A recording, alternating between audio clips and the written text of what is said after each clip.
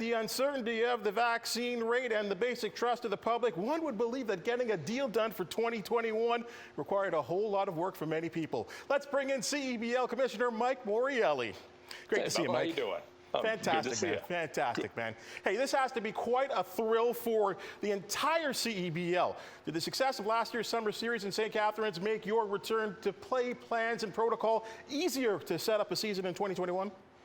You know, easier in the fact that we felt confident going into it. I think that was a big motivating factor, knowing we had done it and very few have had that experience. So we kind of had something going for us, I guess, if you take the positive out of everything.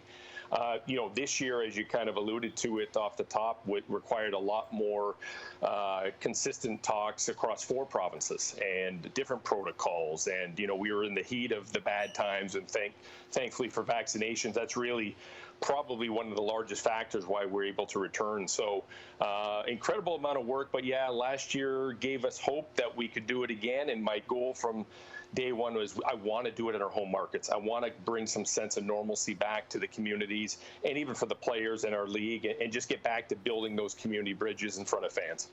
Hey, like the National Hockey League, Major League Baseball, and the Canadian Football League, fans will not be permitted to attend games. Are you optimistic about getting bums in seats at some point this season?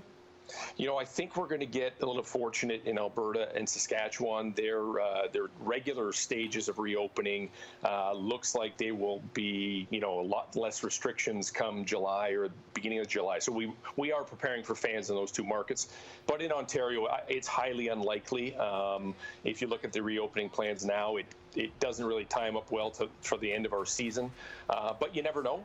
Things continue to go properly, then we're good. We've actually put a request into the Premier of Ontario to get some fully vaccinated healthcare workers out to Ottawa, and we're hoping to replicate that across our other Ontario markets, and as a small gesture to say thanks.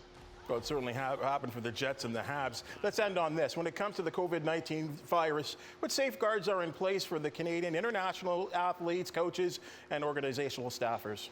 Yeah, it's considerable. It's well above what the public will have to endure during these reopening times, but it's what's necessary to keep the players safe, keep everyone else around us safe, the community safe as well. So it's our internationals are already in market. They are already quarantining. Some of them have already been about 8-9 days in. So they're on the tail end, thankfully, and they have been tested, of course, upon entry. They'll be tested before they leave, and they'll be tested again right at training camp, which is kind of back to back. So, and then there's going to be every other day testing of the player. So it's more than the regular amount, but it's something that we're comfortable with, and of course all the other protocols that go around it. But we want to get back to playing. We want to do it safely, and we'll take whatever safeguards we have to get that done. You know, training camp is just a couple weeks away. The season at the end of the month. Mike, congratulations on what you pulled off, and we're certainly looking forward to seeing a little local hoops. Yes, well, thank you very much.